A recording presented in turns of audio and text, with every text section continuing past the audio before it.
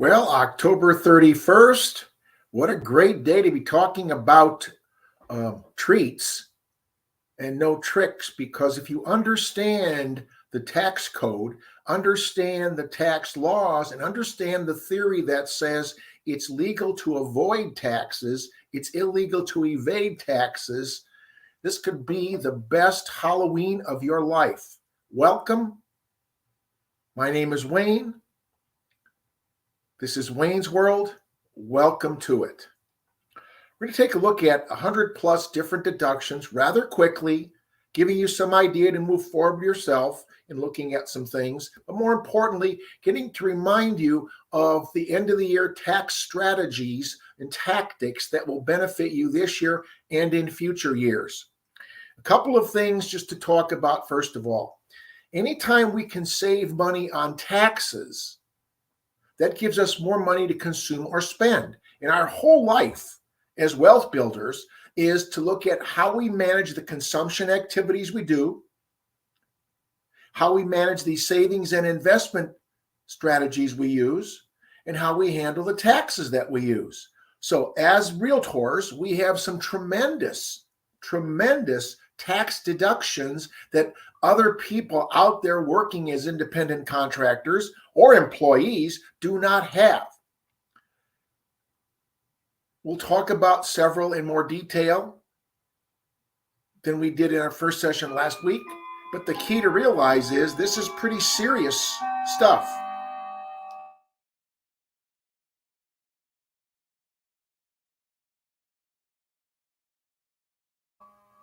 So with that said, and realizing that for some of you, this is a reminder, for some of you, this is brand new. Either way, you're going to be overwhelmed or underwhelmed. The key thing is to do something and do something immediately. Speaking of immediately, just remember, we looked at something a couple of weeks ago. This is the last day, 10/31/22. You can go online to treasury.gov and open up an instantaneous account and purchase an I-bond that's paying 9.62% for the next 6 months. It will renew one more time before you can take it out. You must keep it in for a year, but 9.62% guaranteed by the federal government with tax avoidance strategies, because you will not be paying tax at the federal level on that purchase. Before we go any further, though, let's realize one thing that I must say every time I'm here. As you know, I am a realtor. I am not a CPA. I am not an attorney. I am providing what I call advice to help you avoid taxes. It's for informational purposes and should not be relied on without you looking at someone else to verify and trust what I say. I think the old adage, trust but verify, is critical as you look at different wealth building strategies, as you look at different tax avoidance strategies, and you will find a good accountant may be more conservative than you want. So maybe it's time to look for a little bit of a different accountant. I remember years ago when we had the first opportunity to do some things because of President Clinton's tax changes. Many of the largest tax preparation companies were not aware of the unlimited passive losses for real estate agents. Let's put that out there for a moment. That's a tax strategy. As a real estate professional, as you buy in Wayne's World at least 2 income properties a year, at least 2, you will start to feel the advantage as you get from 2 to 4 to 6 to 8 to 10 to 20 to 40 to 60, whatever your magic number is as you build wealth with real estate, that you can write off a large portion of the value of the buildings under depreciation. I'm personally more of a residential purchaser. I don't get into a lot of commercial properties. So my depreciation is at the best level. I'm at 27.5 years, which means 3.6% of every dollar that the value of the building is, I can write off against my other income. And as you accumulate more wealth, example, $1 million worth of real estate building value. That could be 2 4, 6, 1 unit of whatever in residential. Gives me $36,000 of artificial expense called depreciation. That means if I have $3 million worth of real estate in 4, 6, 8, or 10 years, I'm going to have over $100,000 of depreciation that is money I can write off against my income, but I actually never spent that dollar in some kind of a purchase like I do if I buy some products or items for my business. So that's kind of one I have to keep repeating because I can't stress enough that since President Clinton started that tax law, it's still in force today and signed it, not started it.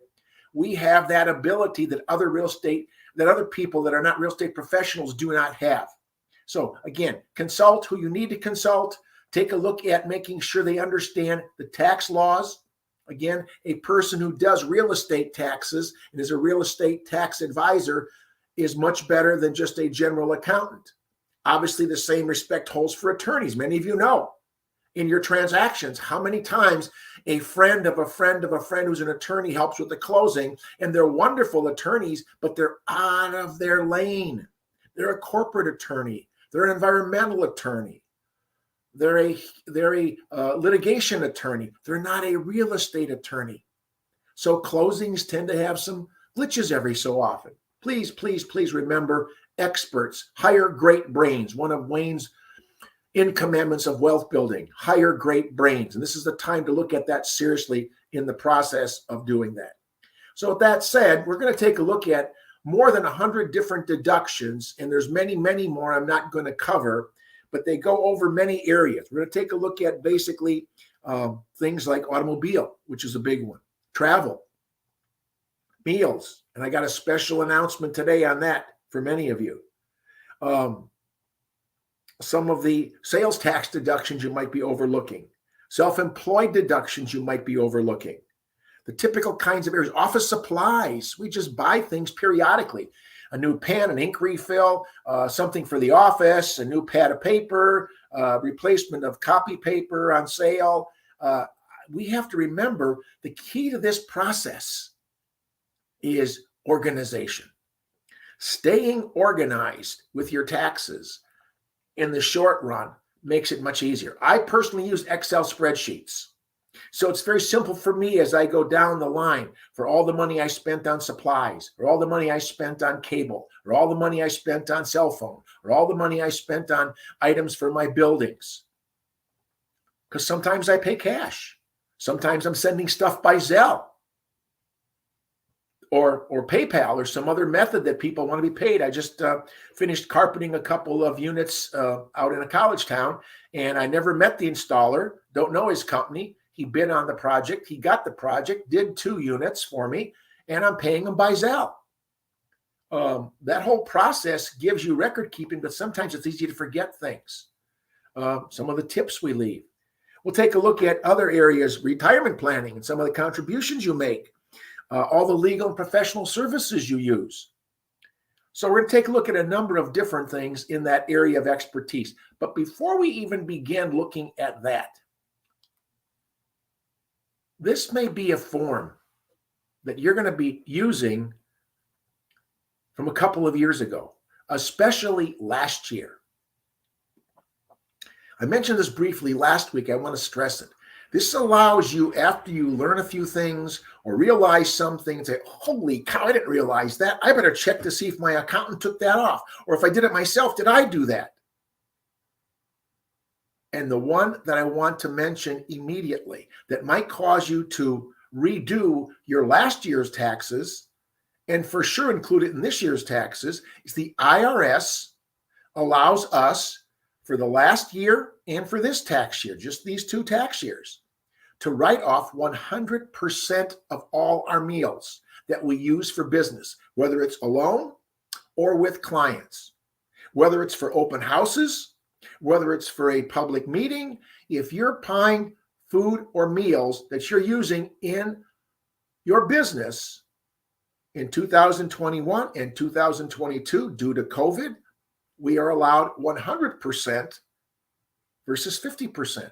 So think about this. Go back and look, did you last year on your 2021 return that you filled out by April 15th or October 15th of 2022, did you take off 100% for your meals and food you bought? Could be grocery store food you buy to bring to a broker open.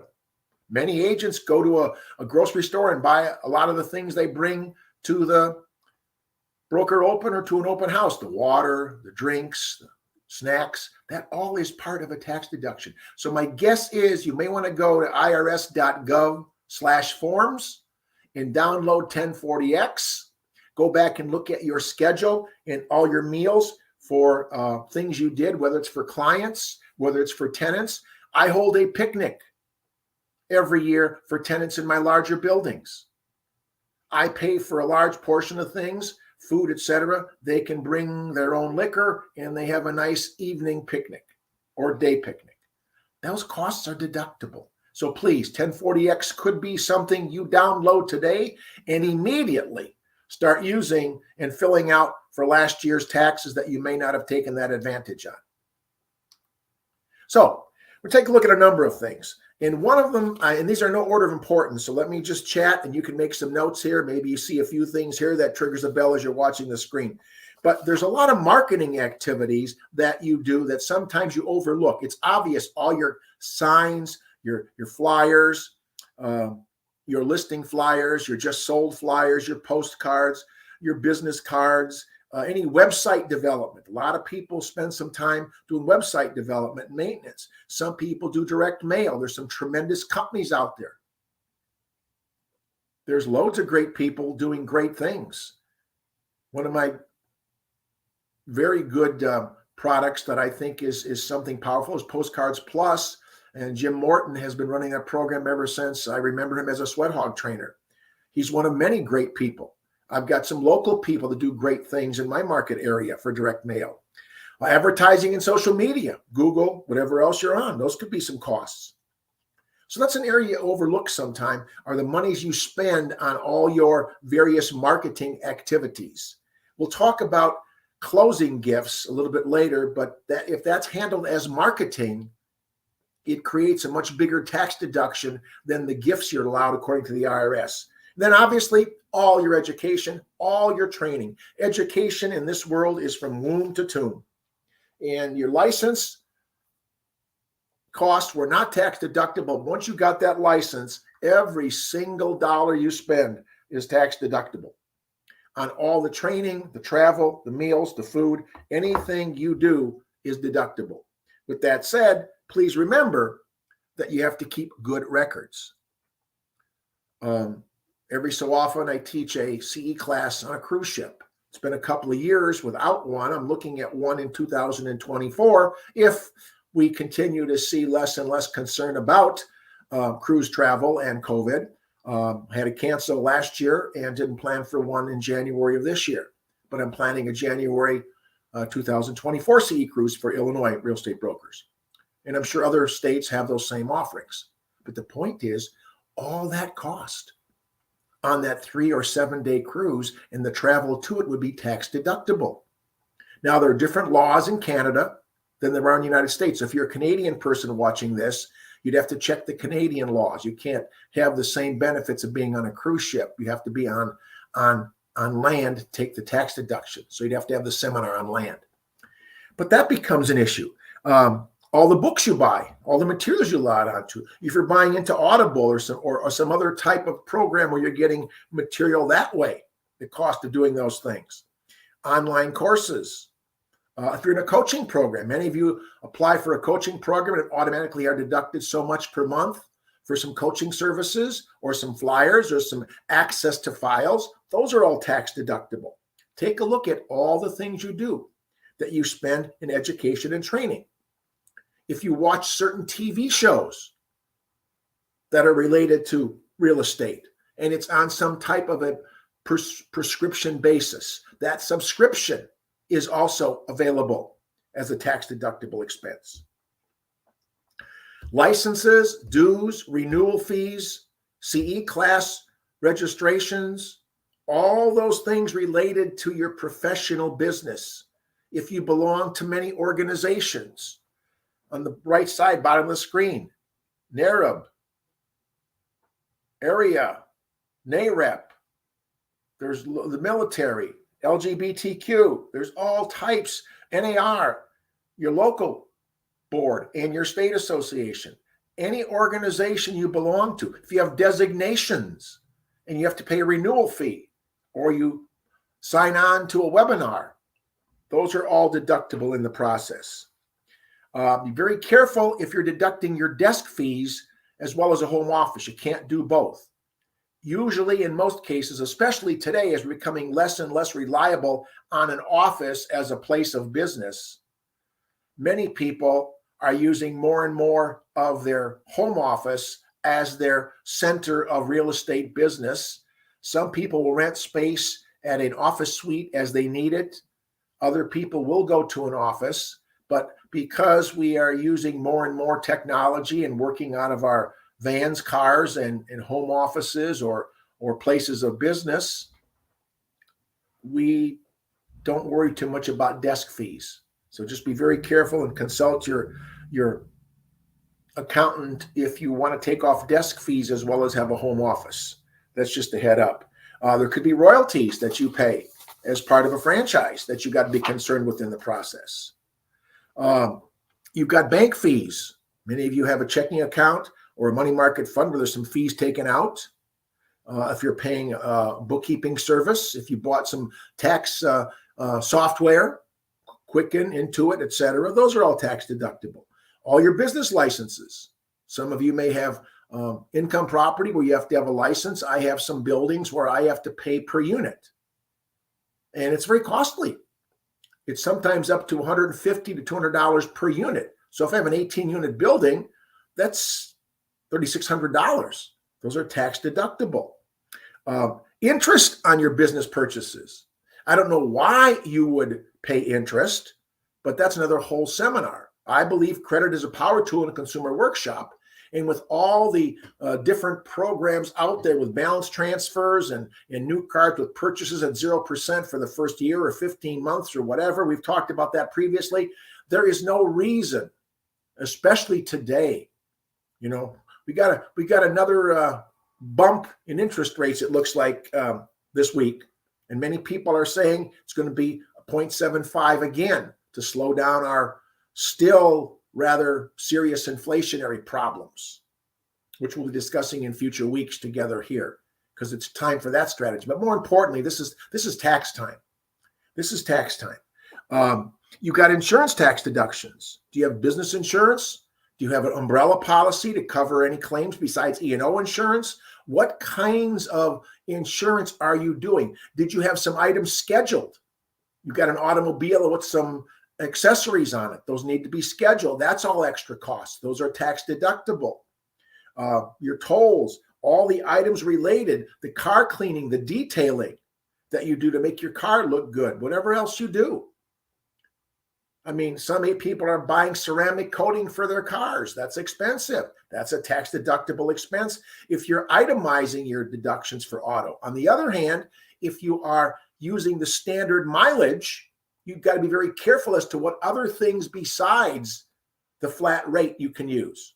Again, driving a lot of miles, probably the cents per mile make more sense. But there is depreciation and other expenses which we have to talk about. But obviously the insurance is a separate item in the process. Again, the simplified method goes up and down every year depending on prices. So I'm guessing this year when we see the 2022 numbers, it's going to be the same or higher due to the higher gas prices that we have seen. Although, thank God, in most markets now we're seeing a little bit of a residual, but there still is a huge gap in different stations and different prices. In my market area, sometimes I can see over $1 a gallon different in price per gallon just driving 10, 20, 30 miles. Amazing in the process.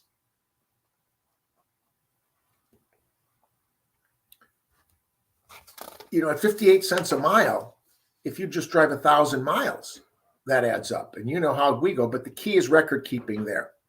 So if you're going to keep records and do it per sure, then you've got a lot of stuff to keep track of. I mean, some of you get your tires balanced. Some of you get your car washes regularly. Some of you have a flat fee. Some of you have electric cars and plug in. Those are all costs that could be itemized if you don't take the standard deduction. That's probably what good accountants tell me is just do it both ways and see what happens. But especially if you're buying a car and want to depreciate it, look at that process. A bit more record keeping, but again, just as many typical consumers look at a standard deduction versus itemized deduction, there may be a reason for you to look at the identification of individual expenses versus the flat price per mile. And depreciation is something that's why we have great accountants that understand how to do that. There's different ways to depreciate. There's straight line, there's accelerated, there's bonus depreciation available. And then we get the Section 179 deduction, which to me is like a blessing in disguise, especially as you look at right now with basically 2 months left, what your tax liability will be. Project what's going to happen in closings in the next couple of weeks, 5, 6, 7, 8 weeks left in this year. And then look at what you've been doing for tax deductions.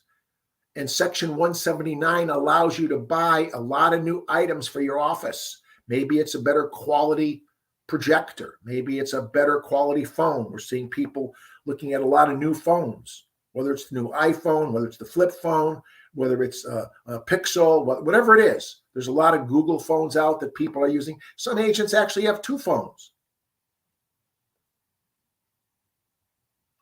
Although in my thought process, you can keep one phone and have 2 SIM cards in there and have 2 numbers on one phone, and you're not carrying twice as many phones. But whatever you want to do, it's all tax deductible.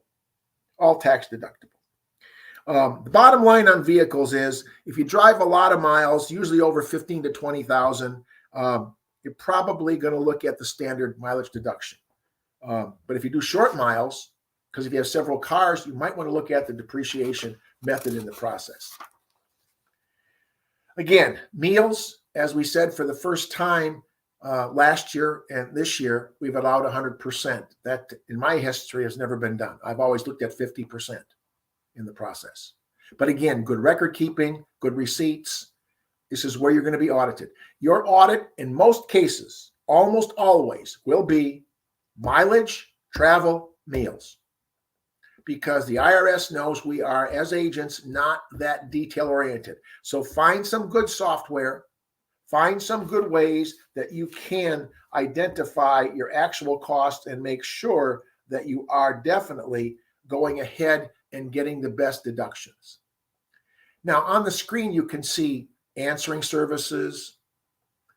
Again, if you're paying for some electronic fax through email company or not doing it, in your own system, your internet service, voice over internet, anything you do. If you have a toll-free number, and there's cost for that.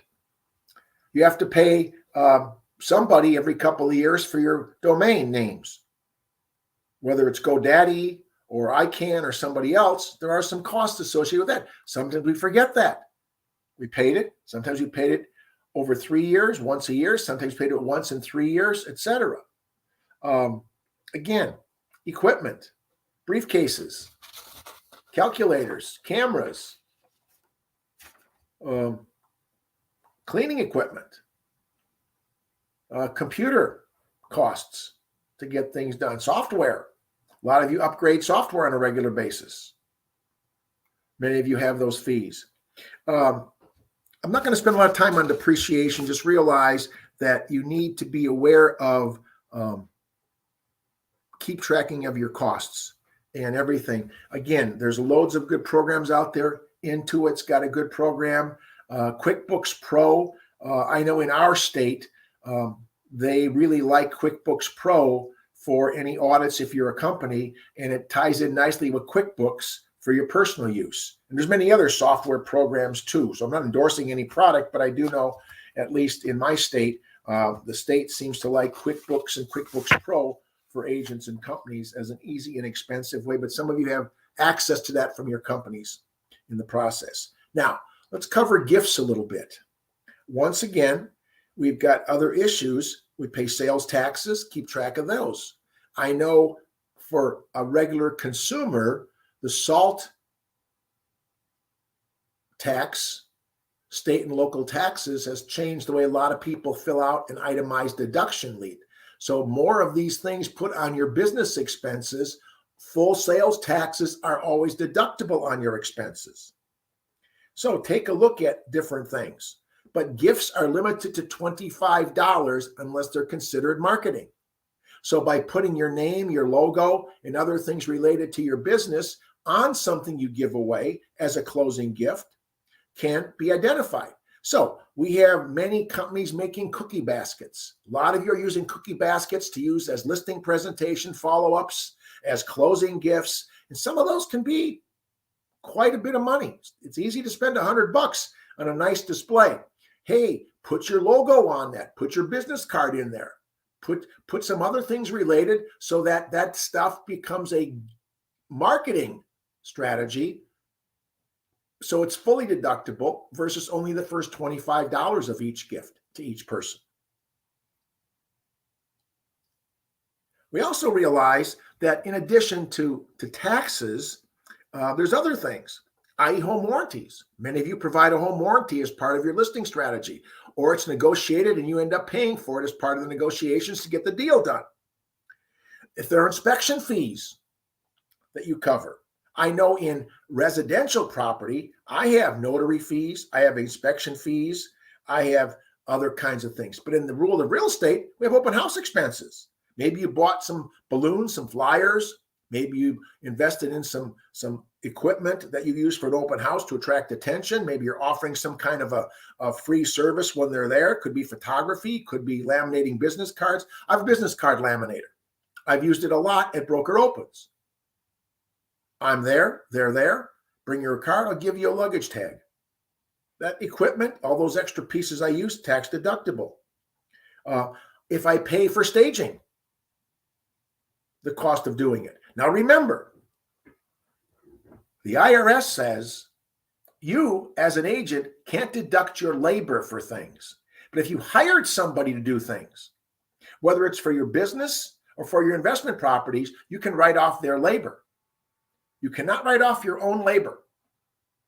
So if you decide to repair something or build something or create something, it's something that you're just doing. My theory as an agent, the highest priority activity is getting face-to-face with somebody who can sign something. I'd rather spend 20 minutes making phone calls, knocking on neighbors' doors from a listing, than do something to set something up or whatever the case might be. Whether it's putting signs in the yard, that's not the best use of my time. And hopefully, as a top producer, it's not the best use of your time in the process. But your open house expenses, the photography, the drones, anything else you're doing, all tax deductible. So please don't lose that thought as you build this process together. Self-employed health insurance. You've got deductions in your tax forms, and then when you finalize on Form 1040. Now, business expenses, you can see in the middle of the page, you've got meals, entertainment, communication, maybe use cleaning equipment. I have ionizers. I have 3 ionizers that I use in my apartments, my homes, and sometimes I'll bring them to open houses if I want to get a fresh smell while I'm there for a couple of hours. Just plug it in, ask the seller if it's okay. They usually say yes. And it kind of just takes a fresh odor as you walk in. And during those 2 or 3 hours, it makes a little bit of a difference. That's all deductible. And under Section 179, when I bought those, I wrote off each of them. Many of you going to the NAR convention coming up shortly will probably see one of the companies that produces those ion generators. That's how I first bought mine at a NAR convention years ago. One of the producers of those products was there on a booth, and they got me realizing this is a pretty good item to have, not only for my income property, for my own home, and for my open houses. In fact, I've had agents borrow my ionizers if I'm not using them. We talked about some of the other items you see there, but don't forget, you've got other equipment that you use as part of your business too. And there's a list of few things at there, but there are scanners. There are things that you use that we could get into hundreds of these. So the key is I'm just sharing as fast as I can, as quick as I can to arouse your curiosity and stir your imagination to go to a website and just Google tax deductions for realtors or tax deductions for self-employed and look at that list. And again, the more real estate related it is, the more detailed it's going to be. But pretty much anything for any business, any service business is going to apply to what you can do in the process. I have an electronic measuring tape.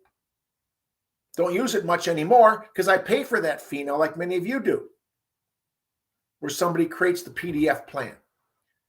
But I still need it to measure something every so often.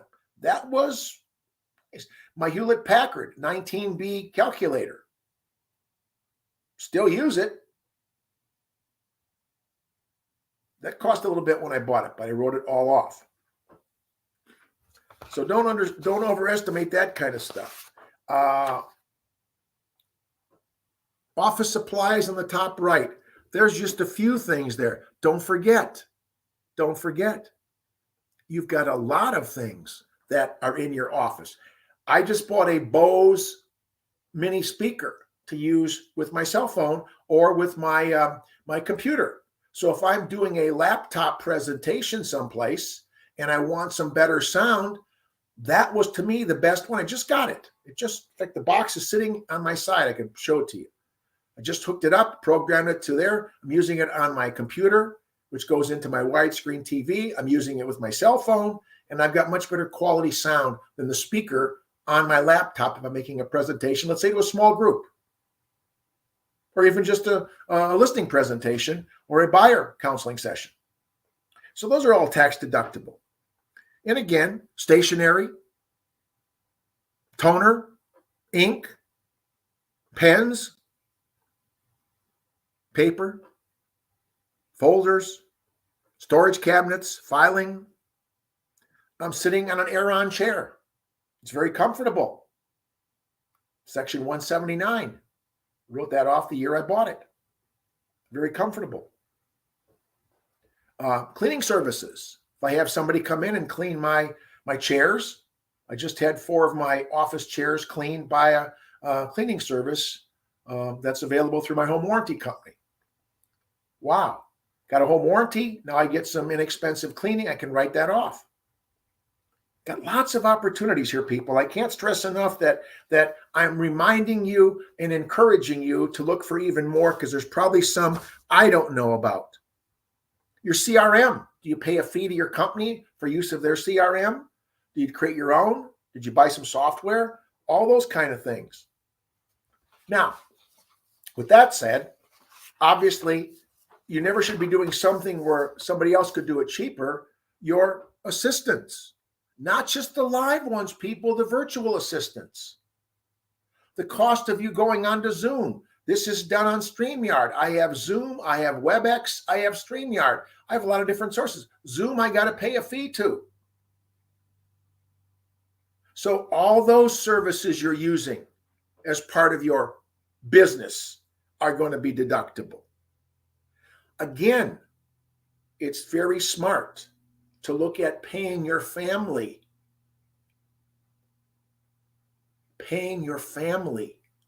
a wage to work for you and make them employees of your business. Please take a moment, write this down and say to yourself, I'm going to talk to my accountant. I'm going to talk to my CPA. I'm going to find out about how I can benefit by bringing my family in as employees. There's so many tax benefits of using your children, your family members, your relatives, your partner or spouse as part of your business. Every state has different license laws. The state I'm in, Illinois, has some rules and regulations for opening up a subchapter S, full corporation, or a LLC, limited liability company, and how we can use that for our business purposes. So check to see if that's an option that only sets you up for protection from litigation, but also allows you some tax benefits through an LLC or subchapter S. Again, these are important questions you need to be discussing, especially if you're not using those. Maybe 2023. Ooh, I said that for the first time. 2023 will be when you start taking some of the benefits of a tax structure that's not a sole proprietorship. Not only for your personal business, but for those investments you're making in real estate, at least 2 a year in Wayne's World in the process. Couple things to relate to retirement plans. There's a lot of ways you can put money away into a retirement plan.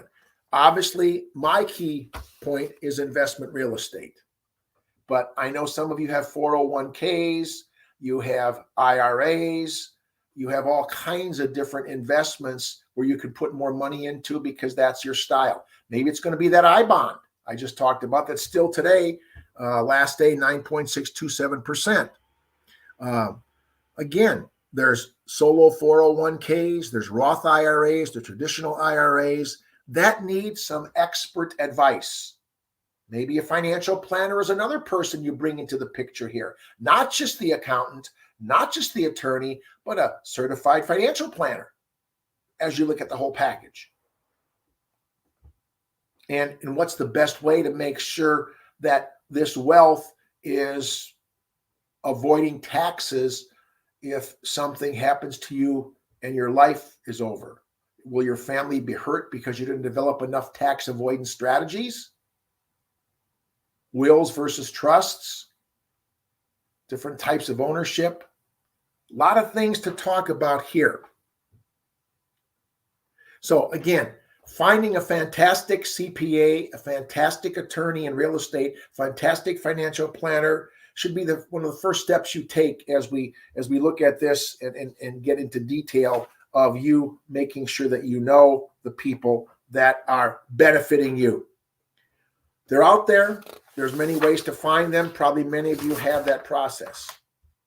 When you fill out your schedules, the IRS does say if you didn't make money and you tried and there's a loss, don't be afraid of it. Do not be afraid of losing money. And especially in the last year or two, you might have some losses. I sure have some different kinds of Schedule E's with rental income. That's for sure. I've had to take a lot of changes, and in some cases, had to wait for tenants. Some tenants are a little bit behind, but the bottom line is their income changed and possibly my income changed. I also may have done some things to rebuild or remodel or expense out in my business. So your schedules do allow you to lose money in your business. And then on Schedule E, usually with depreciation happening, there should be some decent potential benefits to avoiding taxes. Now, I talked about bonus tax strategies. Once again, you've got to realize that by forming an LLC or an S corporation, you can save thousands of dollars by how you set things up. So if you are not an LLC or you're not a subchapter S, might be something to look at. There are many different philosophies. I know some investors who have several LLCs, some based on how much the value aggregate of their buildings are. Some people actually have an LLC for every building. I'm not advising you whether it's good, bad, or not. I'm just suggesting there's a lot of strategies there that the professionals can help you with in the process. Again, without an S corporation or an LLC, there could be some tax losses in the process. Don't forget that you've got to pay quarterly taxes, and we have that. So you don't have any fees from the IRS. There's a lot of issues along those lines in the process. A couple of other quick points, and then we can do a quick review here. In terms of your quarterly payments, January 15th, April 15th, June 15th, depends on if there's a weekend, it goes to the 17th, and then September. So depending on whether it's a weekend day on the 15th, they extended a few days, but don't avoid paying your quarterly payments projecting, because there could be some penalties in the process. I'm hoping that a lot of these will make some sense to you, and we could have you look at things later along those lines. So quickly in review, I'm going to give you the top 12, because don't forget, when you pay out referral fees or fees to other agents for referrals, those are all deductible in the process, because that can add up quickly. Second one, I think that probably hits me as being of prime importance to look at more seriously, is that home office. It's Form 8829. It's got a lot of things on there. It's over and above the Schedule C if you're self-employed or any other forms you're using. Just remember, you've got options in the process. Sometimes it's better to take the standard deduction. Once again, tax tip. You can take the percentage of the square footage of the home office. So if you've got a 3,000 square foot house and you've got 500 square feet to the office, that's one way of doing it. On the other hand, you can do it by room count. If you have 10 rooms in a house and one of them is your office, that's 10%. If you have 6 rooms in your place of residence and one of those is an office. I have a lady who turned her 1-bedroom apartment in a high rise into an efficiency apartment with a commercial real estate office. She now has basically 3 rooms, a kitchen, a living area, and an office. 3 rooms, 1 exclusively for her commercial business. She writes off 33% of her expenses in that condo building, because she's got a kitchen, a living room, dining room, bedroom, and a Murphy bed that comes down, and then she has her whole, what used to be 1-bedroom unit is her home, is her commercial real estate office. Been doing it for years, since at least early 2000s. So be careful how you do this. And as I said here at the bottom, your bed, your porch swing, your kitchen table don't count as deductible expenses. It has to be used regularly and exclusively as your principal place of business. Desk fees. Be careful again, desk fees versus home office deductions. Education and training, because I'm a trainer, because I'm a coach, because I like people to increase their knowledge and then use it, because as in Wayne's world, education without application is worse than worthless. You're here learning things. If you just leave me in a few moments and never talk to an accountant, never talk to an attorney, don't buy income property, wow, glad you were here, but why not use it? Why not use it? See, knowledge is not power. Knowledge is potential power. It only becomes power when you use it. I've mentioned Section 179 for the last 2 weeks, probably at least 10 to 15 times each time we're together. If you're not using a Section 179 deduction, wow, I don't know what to say.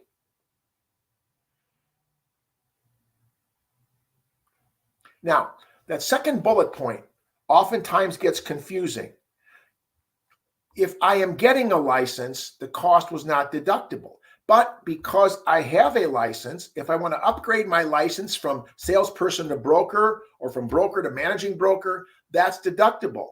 All the CE is deductible. All the cost of travel to the CE and other training courses are. But because you think sometimes, well, I'm getting my managing broker license or my broker license from a salesperson state, I can't qualify. Yes, it's only the cost of getting the original license to sell real estate, not anything after that. That's all deductible.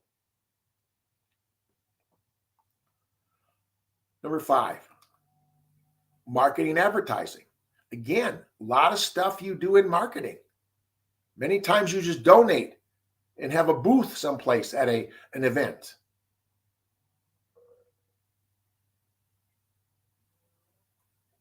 Some people are putting up billboards, I'm seeing more than ever again. I used billboards years ago. It seems like agents are doing billboards again. Some people have their cars or their vehicles with wraps on it now, or magnetic signs, all deductible.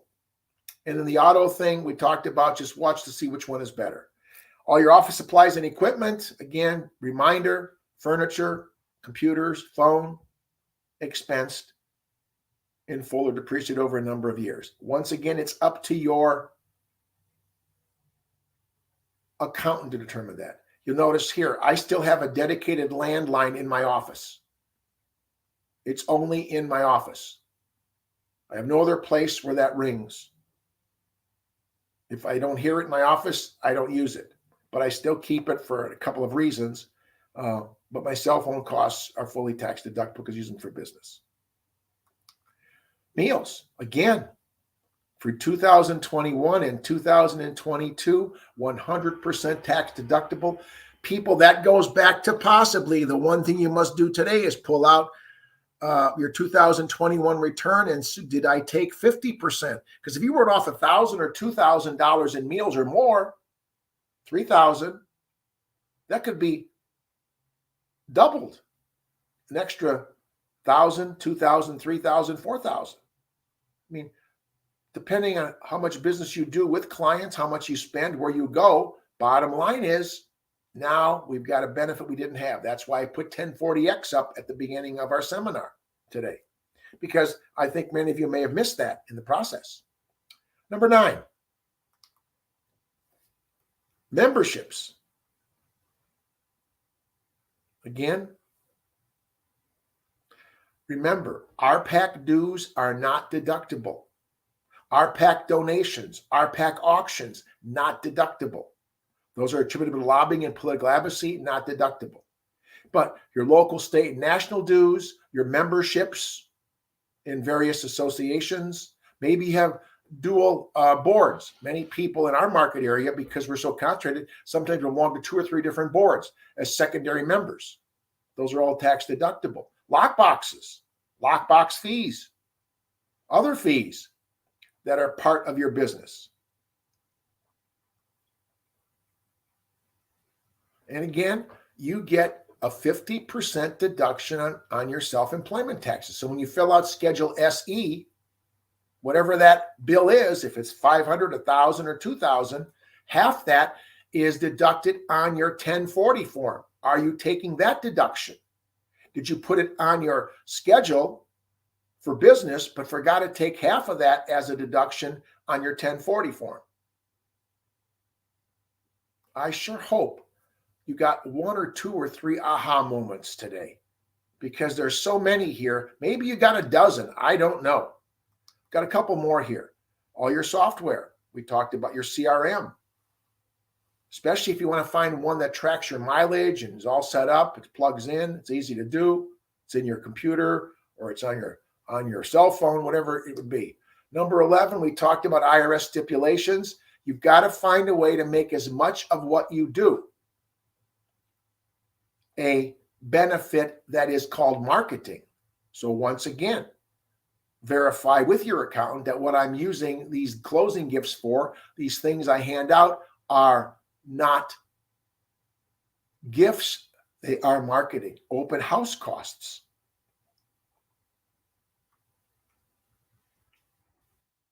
And number 12, health insurance. I put down IRS publication 535. This has always been a toughie for us in this business because we're seeing some benefits through NAR and some local boards and state associations. But many of you have a huge, huge obligation to get coverage for you as an independent contractor. This goes back also to maybe why bringing your family in and developing a group plan. See, group health insurance is basically, you don't have to have 100 people. 2, 3, 4 people are a group. So again, this might be a better way to cover all your family's health insurance by having that as an employee benefit of your real estate business. Once again, I just share the thoughts. I give you my perspective and my humble opinion. You take it from here and say, hey, I just talked or I listened or I learned, and can I do this? And let that accountant, let that attorney, let that financial planner tell you what to do. There's many more policies available. Some are better at dental, some are at long-term insurance. That could all be a part of your business strategy.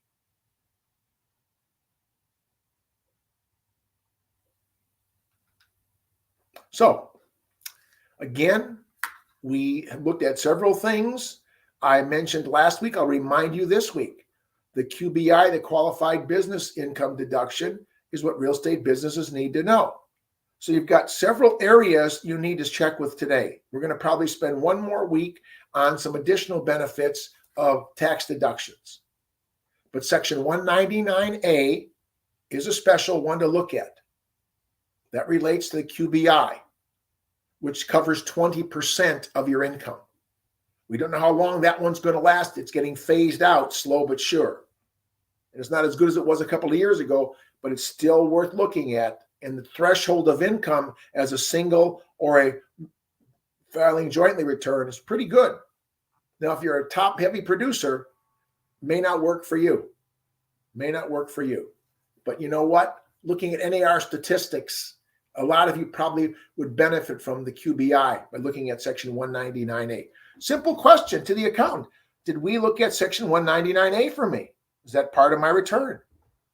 Just as the Section 179 is for those kind of things. So people, all I'm suggesting is, in Wayne's world, you've got to learn. You've got to learn, you've got to look, and you've got to keep records. Staying organized is the key. Now, it might be hard if you really didn't do much this year, but you know what? This is the time to not only try to get as much as you can accomplished now, but then develop a much better system of folders, of ways of keeping track and staying organized. And once again, I thank God for Excel spreadsheets. I don't know how I would keep track of all the things I do with my contractors, with my fees, with my utilities and buildings, with my personal stuff. Makes it so much easier to push a button and total it at the end. And once again, depending on how the credit card systems work for you, first of all, I hope nobody's paying interest on credit cards, especially as we watch these numbers. I looked at somebody's yesterday. It was at 28.99%. And my guess is with another increase in the Fed, we might see that pop up. That person's credit card interest could be over 30% in November and December. And that's killing those people. Killing those people. I think we've covered everything I feel you need to put into your mind as something that is a must-do along those lines. And so again, this is that QBI number that gets changed. But for 2022, as I said, for a single person, $170,000 of adjusted gross income and $340,000 for married. So many of you will benefit from the Tax Credit and Jobs Act that was put into effect by our president. You know what's interesting? I'll leave you with this thought. The three most powerful things that were done for me as a real estate agent and a real estate investor was the 179 tax deduction around the Nixon era, was the 1998 Act for Depreciation and Passive Income under the Clinton administration, and the 2017 Tax Cuts and Job Act under President Trump. Nixon, Clinton, Trump all gave me as a professional real estate agent, a realtor, benefits that many other professions and people don't get. I don't know if it's ironic, but those three presidents were all impeached. I'm not saying impeachment is good, but man, the last three best things done for me were done by impeached presidents. I don't know if there's any correlation there. I hope not, because it's a terrible thing, I would assume, to be impeached.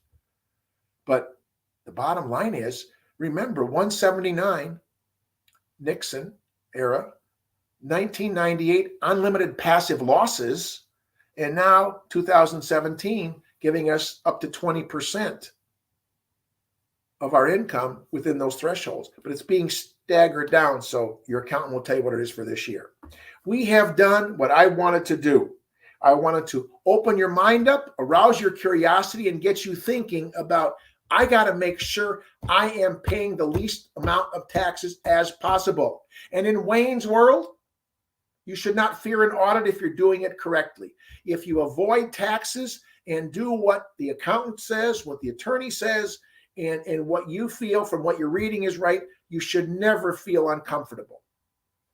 Tax evasion strategies are where we all have a problem.